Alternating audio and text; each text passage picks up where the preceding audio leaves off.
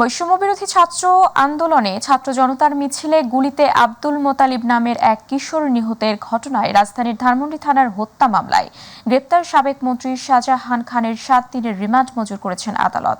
শুক্রবার মামলার তদন্তকারী কর্মকর্তা ধানমন্ডি থানার উপপরিদর্শক মোহাম্মদ খোকন মিয়া তার 10 দিনের রিমান্ড চেয়ে আবেদন করেন।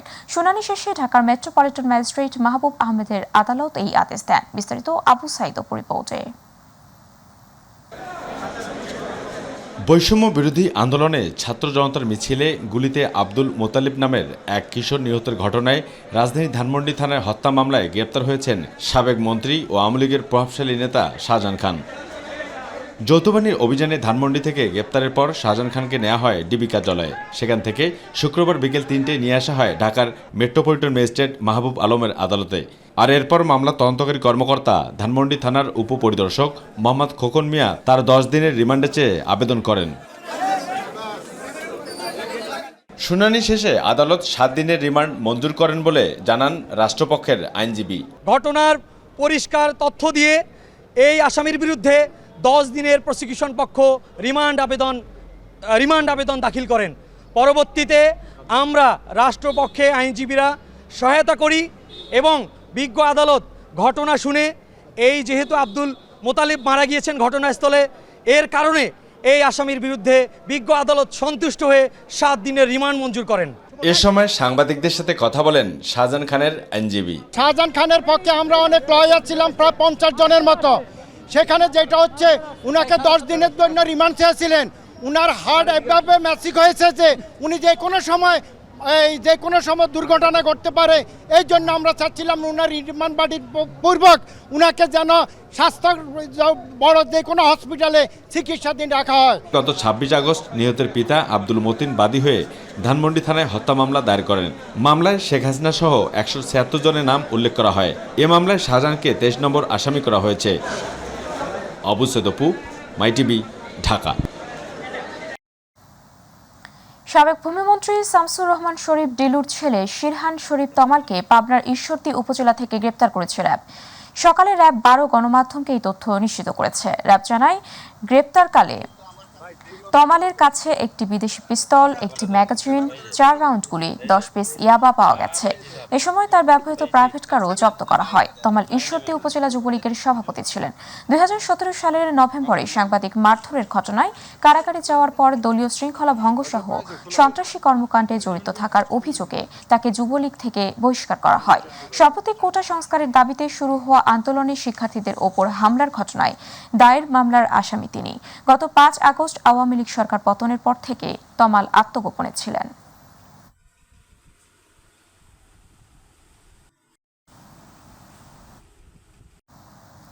দীর্ঘদিন ধরে অমীমাংসিত তিস্তা নদীর পানি বন্টন চুক্তির বিষয়ে মত পার্থক্য দূর করার উপায় নিয়ে ভারতের সঙ্গে আলোচনা করবে অন্তর্বর্তী সরকার। বিষয়টি দীর্ঘদিন ধরে ঝুলে আছে, এতে কোনো দেশেরই লাভ হচ্ছে না বলে মন্তব্য করেছেন প্রধান উপদেষ্টা নোবেলজয়ী অধ্যাপক ডক্টর মোহাম্মদ ইউনুস। এক সাক্ষাৎকারে নোবেলজয়ী সরকার প্রধান অধ্যাপক ডক্টর মোহাম্মদ ইউনুস এইসব কথা বলেন। শুক্রবার ভারতের পিটিআই নিউজের ওয়েবসাইটে এই সাক্ষাৎকার প্রকাশিত হয়েছে। তিনি পানি বন্টন চুক্তি নিয়ে ভারত সরকারকে সতর্ক করেন। দুই দেশের মধ্যে পানি বন্টনের বিষয়টি অবশ্যই আন্তর্জাতিক আইন অনুযায়ী হতে উল্লেখ করে তিনি বলেন, এসব ক্ষেত্রে বাংলাদেশের মতো ভাটির দেশগুলোর অধিকার সমুন্নত রাখার সুনির্দিষ্ট অধিকার রয়েছে। কোনো রাজনৈতিক নেতার নির্দেশে মিথ্যা মামলা না নেওয়ার জন্য পুলিশকে অনুরোধ জানিয়েছেন গণ অধিকার পরিষদের সভাপতি নুরুল হক নূর। পুলিশের যেসব সদস্যরা অপকর্ম করেছেন, গুলি চালিয়েছেন, তাদের বিচার হবে, তবে সব কর্মকর্তা ঢালাওভাবে অপরাধী না বলেও উল্লেখ করেন।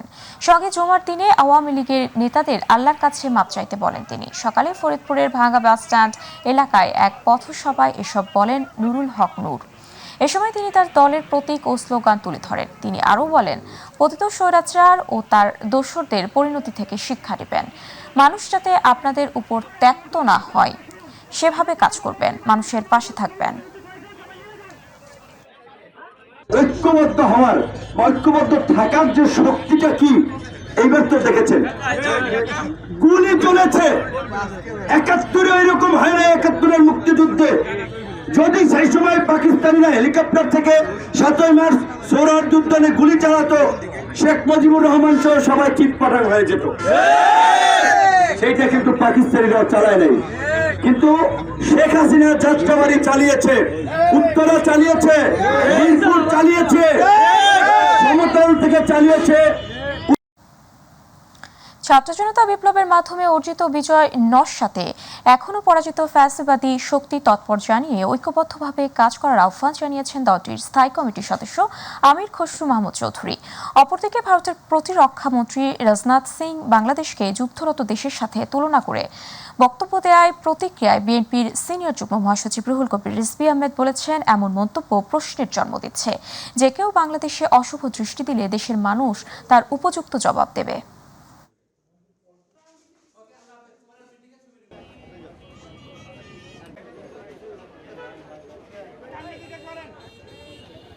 বিগত 16 বছরে প্রায় 100টার উপরে বিদ্যুৎ কেন্দ্র চুক্তি হয়েছে, যেটা ভারতের সাথে আদানি পর্যন্ত।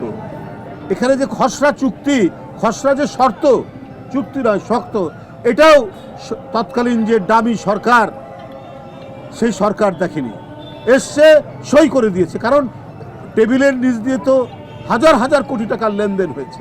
ইতিমধ্যে যে ঘটনাগুলো ঘটে যাচ্ছে মিল ফ্যাক্টরিতে, তারপরে বিডিআর বলতেছি ধরুন আনসারের একটা ঘটনা ঘটে গেছে, এবং এর পেছনে কারা ছিল এটা নিয়ে অনেক পত্রপত্রিকা লেখালেখি হয়েছে। বিভিন্ন মিল কারখানায় আজকে বিভিন্ন ধরনের গার্মেন্ট, ওষুধ ফ্যাক্টরি সহ বিভিন্ন জায়গায় বিভিন্ন রাষ্ট্রবিরোধী কার্যক্রম চলছে। এগুলোতে পেছনে কারা আছে, এই জন্য আমাদের সকলকে ঐক্যবদ্ধ চেষ্টা করতে হবে যাতে দেশটা স্থিতিশীল থাকে। বৈষম্যবিরোধী ছাত্র আন্দোলনে দিনাজপুরে গত 4ই আগস্ট গুলিবিদ্ধ হয়ে চিকিৎসাধীন অবস্থায় মৃত্যু হয় শিক্ষার্থী রবিউল ইসলাম রাহুলের। এতে পরিবারে নেমে আসে অমানিসার অন্ধকার। দরিদ্র পরিবারের ছোট ছেলেকে হারিয়ে রীতিমতো অসহায় হয়ে পড়েছেন রাহুলের বাবা মা। উত্তম চরিত্রের এবং মেধাবী শিক্ষার্থী হিসেবে পরিচিত থাকায় আকস্মিক এই মৃত্যুতে এলাকাতেও বইছে শোকের মাতম। প্রতিনিধি মুকুল চট্টোপাধ্যায়ের রিপোর্ট জানাচ্ছেন নুসরাত শারমিন। বৈষম্যবিরোধী ছাত্র আন্দোলনে যখন উত্তপ্ত হয়েছিল দিনাজপুর, ঠিক সে সময় পুলিশের ছোড়া গুলিতে চিকিৎসাধীন অবস্থায় শহীদ হন বিজুলশাহী গ্রামের মুসলিম উদ্দিনের ছেলে শিক্ষার্থী রবিউল ইসলাম রাহুল। দেশে চলমান বৈষম্য এবং নৈরাজ্যের প্রতিবাদে ঘরে বসে না থেকে দেশ স্বাধীন করার মহাপ্রয়াসে রাহুল গিয়েছিল রাজপথে। দিনশেষে বিজয়ের দেখা মিললেও ছেলে হারানোর শোকে স্থবির পুরো পরিবার। ছেলেকে নিয়ে বড় আশা ছিল, আমার ছেলে তো যাবার চলে গেছে, আমি তো আর ঘুরে পাবো না। সাইদ যেদিন মারা যায় সেদিন আমার ছেলে কয়েছে দেশ বাঁচাবার জন্য আমিও শহীদ হয়ে যাব, আমাকে কেউ আটকাইতে পারবে না। সেই দিনে তার ওই দিন মিছিল চলে গেছে। খুব ভালো ছেলে, নিরীহ ছেলে, পড়াশোনার খুব চেষ্টা, পড়াশোনা করে অনেক কিছু আশা। ছেলে হারানো দরিদ্র এই পরিবারের দায়িত্ব নেয়ার আহ্বান দিনাজপুরের সচেতন নাগরিকদের। রাহুলের বন্ধু হিসেবে আমি এটুকুই জানাই সরকারের কাছে যে রাহুল যেন একটু আর্থিক সহযোগিতা পায়। তার পরিবার এখন অসচ্ছল, চলতে পারে না। সে যুদ্ধ করছে, আজকে তার ফ্যামিলি যদি এরকম অবহেলিত হয়ে থাকে তাহলে তো কষ্টের সাথে। দিনাজপুর মেডিকেল কলেজ হাসপাতালে প্রায় 100-র বেশি শিক্ষার্থী আহত হয়ে ভর্তি হয়েছিলেন। বর্তমান সরকার এ বিষয়ে সর্বাত্মক সহযোগিতার আশ্বাস দিয়েছে বলে জানান এই কর্মকর্তা। সবাইকে আমরা সর্বোচ্চ প্রায়োরিটি দিয়ে চিকিৎসা করি এবং অনেকেই সুস্থ হয়ে বাড়ি চলে গিয়েছেন। বর্তমানে আমাদের 8 জন রোগী ভর্তি আছেন। অধ্যাপক বৃন্দ এবং চিকিৎসক বৃন্দ তাদেরকে সর্বোচ্চ প্রায়োরিটি দিয়ে চিকিৎসা করছেন এবং সরকার এটি দায়িত্ব নিয়েছে এবং আমরা সর্বোচ্চভাবে সহযোগিতা করছি। একজন শিক্ষার্থীর সাথে জড়িয়ে থাকে তার পুরো পরিবার, সাথে থাকে হাজারো স্বপ্ন। রাহুলের মতো এমন শত শত শিক্ষার্থী বৈষম্য নিরসনে পরিণত হয়েছিল রাষ্ট্রের বলিতে। নতুন প্রাপ্ত এ দেশে থাকবে সকল স্বাধীনতা, এমন প্রত্যাশাই সকলের। নুসরাত শারমিন, মাই টিভি। কুমিল্লার চৌদ্দগ্রামে মাইক্রোবাসের পেছনে বাসের ধাক্কায় নারী শিশু সহ 4 জন নিহত হয়েছেন। এ ঘটনায় আহত হয়েছেন আরও 5 জন। শুক্রবার ভোরে ঢাকা চট্টগ্রাম মহাসড়কের উপজেলার নানকরা এলাকায় এই দুর্ঘটনা ঘটে। জানা যায় ভোর 6টার দিকে মহাসড়কের নানকরা এলাকায় ঢাকামুখী লেনে মাইক্রোবাসকে একই দিক থেকে আসা স্টার লাইন পরিবহনের একটি বাস পিছন থেকে ধাক্কা দেয়। এতে ঘটনাস্থলে এক শিশু সহ 4 জনের মৃত্যু হয়। এই ঘটনায় আহত হয় আরও 5 জন। তাদের উদ্ধার করে হাসপাতালে পাঠানো হয়েছে। খবর পেয়ে হাইওয়ে পুলিশ ঘটনাস্থলে পৌঁছে নিহতদের মরদেহ উদ্ধার করেন। নিহতরা হলেন ফেনী সদরের লক্ষ্মীপুর গ্রামের মামুন, তার শাশুড়ি মাজেদা বেগম, শিশু সন্তান সাইমান ও মাইক্রো চালক আলাউদ্দিন হাজারি।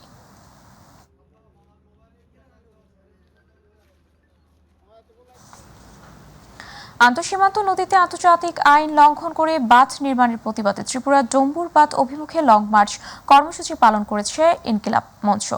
সকালে রাজধানীর শাহবাগ থেকে 10টি ট্রাক যোগে শুরু হয় এই লং মার্চ। এই লং মার্চ প্রথমে যাত্রাবাড়ির চৌরাস্তায় পথসভা করে, পরে দুপুর 2টায় কুমিল্লার চান্দিনায় একটি পথসভা করে, আর বিকেল 4টায় কুমিল্লার টাউন হলে বিশাল জনসমাবেশ অনুষ্ঠিত হয়।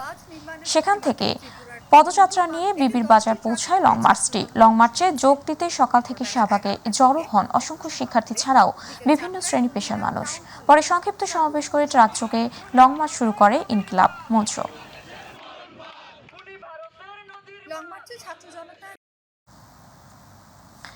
জাতীয় সঙ্গীত পরিবর্তনের ষড়যন্ত্রের বিরুদ্ধে রাস্তায় নেমে জাতীয় সঙ্গীত, জাতীয় পতাকা উত্তোলন ও প্রতিবাদী গান গেয়ে ষড়যন্ত্রের বিরুদ্ধে প্রতিবাদ জানান উদীচী শিল্পগোষ্ঠীর শিল্পীরা। সকালে জাতীয় প্রেস ক্লাবের বিপরীত পার্শ্বে জাতীয় সঙ্গীত নিয়ে ষড়যন্ত্র রুখে দাঁড়াও, পথে নামো, কণ্ঠে ধরো আমার সোনার বাংলা, আমি তোমায় ভালোবাসি ব্যানারে দাঁড়িয়ে তারা গান গেয়ে প্রতিবাদ জানান। এ সময় শিল্পীরা পূর্ব দিগন্তে সূর্য উঠেছে সহ আরও নানা প্রতিবাদী গান ও পরে জাতীয় সঙ্গীত আমার সোনার বাংলা, আমি তোমায় ভালোবাসি গেয়ে ও পতাকা উত্তোলন করে ষড়যন্ত্রের বিরুদ্ধে প্রতিবাদ জানান।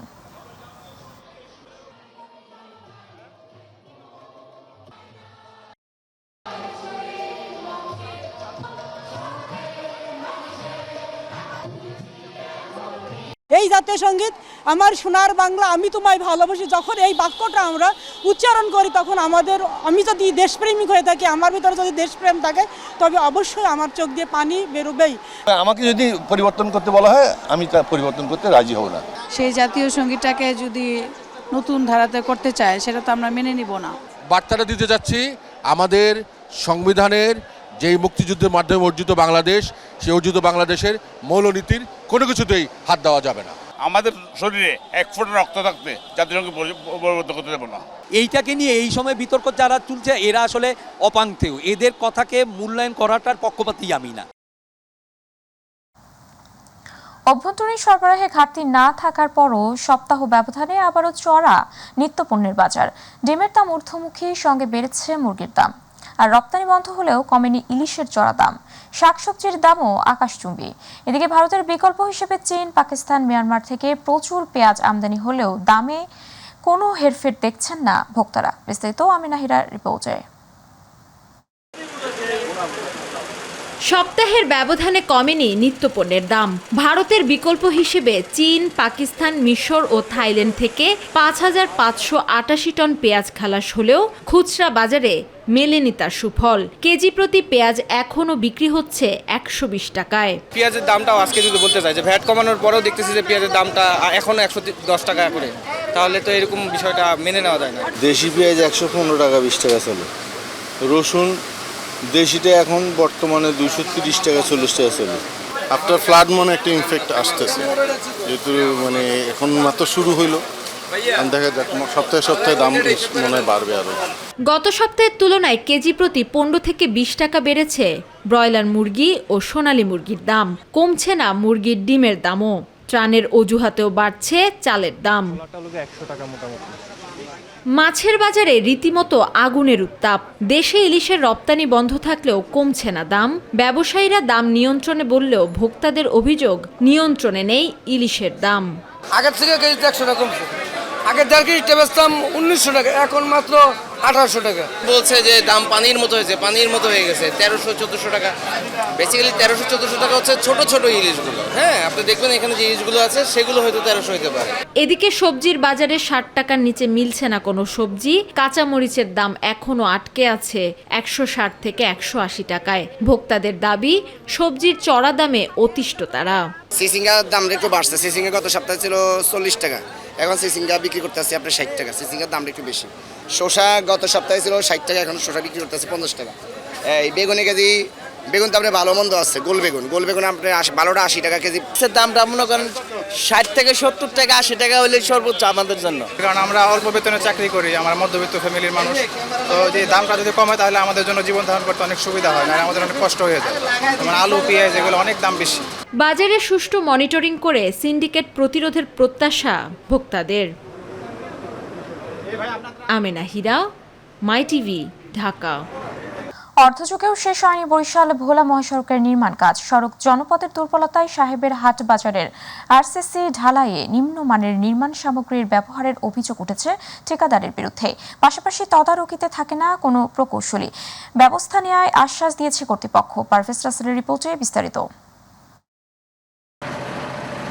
2019 সালে বরিশাল সদর উপজেলার বন্দর থানার বরিশাল ভোলা মহাসড়ক প্রকল্পের নির্মাণ কাজ শুরু হলেও অর্ধযুগেও পুরোপুরি হস্তান্তর হয়নি। শুরুতে 81 কোটি টাকার প্রকল্প ব্যয় ধরলেও পরে তা বেড়ে 92 কোটি টাকায় দাঁড়ায়। 11 কিলোমিটার সড়ক নির্মাণ, ছোট বড় কালভার্ট, প্যালাসাইটিং ও বাজার এলাকায় আরসিসি ঢালাই রয়েছে এর আওতায়। সাহেবের হাট বাজারের 300 মিটার আরসিসি ঢালাইয়ের কাজ পর্যবেক্ষণে থাকে না সড়ক জনপদ বিভাগের কোনো প্রকৌশলী। ভাই কাজ ঠিক মতো করে নাই, কোনো জায়গায় রড ফাঁক করে বানছে, কোনো জায়গায় আইন ঘন করে বানছে, করার পর তারা শুধু বালি দিয়েছে, অন্য কোনো মেগাডাম বা পাথর টাথর কিচ্ছু দেয় না। দীর্ঘ জনদুর্ভোগের এ কাজের মান নিয়ে নানান অভিযোগ ব্যবসায়ী সহ স্থানীয়দের। দায় সারা ভাব ঠিকাদারি প্রতিষ্ঠান ওয়াহেদ কনস্ট্রাকশনের। কালভার্ট করছে, মনে করেন প্রত্যেকটা জায়গায় দেখেছে ভেঙে গেছে, ডাব্বে গেছে। লোক আমার মতো সাধারণ দুইজন লোক যারা বাধা দিয়েছে এক ব্যক্তির গায়ে মামলা দেব। নির্মাণ সামগ্রীর মূল্য বৃদ্ধির জন্য কাজ শেষ হতে বিলম্ব হবে বলে দাবি করেন নির্মাণকারী প্রতিষ্ঠানের প্রতিনিধি। এই পাথরের রেট ছিল মাত্র 110 টাকা, এখন আমরা ওই পাথর কিনতে আসি 220 টাকা। সিমেন্ট ছিল 360 টাকা, সেই সিমেন্ট কিনতে আসি আমরা 520 টাকা। সরকার বরাদ্দ বাড়ায় নাই, এটা লেসে কাজ আনা। তদন্ত করে দ্রুত ব্যবস্থা নেয়ার আশ্বাস দিয়েছে সড়ক বিভাগের লোক থাকা নিশ্চিত করব, এটুকু আপনাকে এসিওর করি। আর কাজ খারাপের ব্যাপারে আমি মনে করি খারাপ করার মতো কেউ সাহস করবে না। জনগণের টাকায় করা রাষ্ট্রের প্রতিটি উন্নয়ন কাজ হোক স্বচ্ছ এবং জবাবদিহিতামূলক, তবেই ছাত্র জনতার হাতে গড়া আগামীর বাংলাদেশ হবে একটি সুন্দর টেকসই বাংলাদেশ। পারভেজ রাসেল, মাই টিভি, বরিশাল। বঙ্গোপসাগরে একটি লঘুচাপ সৃষ্টি হয়েছে। এর ফলে দেশের সব বিভাগে বজ্রসহ বৃষ্টি হতে পারে। এর সঙ্গে বাড়তে পারে তাপমাত্রা বলে জানিয়েছে আবহাওয়া অফিস। শুক্রবার আবহাওয়ার বিজ্ঞপ্তিতে এসব কথা বলা হয়েছে। এই অবস্থায় আবহাওয়া অফিস বলছে, শুক্রবার সন্ধ্যা পর্যন্ত রংপুর, ময়মনসিংহ ও সিলেট বিভাগের কিছু কিছু জায়গায় এবং রাজশাহী, ঢাকা, খুলনা, বরিশাল ও চট্টগ্রাম বিভাগের 2-1 জায়গায় অস্থায়ীভাবে দমকা হাওয়া সহ হালকা থেকে মাঝারি ধরনের বৃষ্টি অথবা বজ্রসহ বৃষ্টি হতে পারে। সেই সঙ্গে দেশের কোথাও কোথাও মাঝারি ধরনের ভারী বর্ষণ হতে পারে। দেশের সব বিভাগেই আগামী 1 সপ্তাহ ঝড় বৃষ্টি ও ভারী বর্ষণের এই প্রবণতা অব্যাহত থাকতে পারে বলে ধারণা করা হচ্ছে। লঘুচাপের প্রভাবে বাংলাদেশের উপকূলীয় জেলাগুলোতে এবং সারা বাংলাদেশেই থেমে থেমে বৃষ্টিপাত অব্যাহত থাকতে পারে। এবং দর্শক সাথে থাকার জন্য ধন্যবাদ। এছাড়া ইউটিউবে মাই টিভি সংবাদকে ভিজিট করে /mytvnews এবং আমাদের অনুষ্ঠানকে ভিজিট করে /mytvবাংলা, ফেসবুক /mytvবাংলা। আমাদের পরবর্তী সংবাদ দেখার আমন্ত্রণ জানিয়ে বিদায় নিচ্ছি আমি উপমা। আল্লাহ হাফেজ।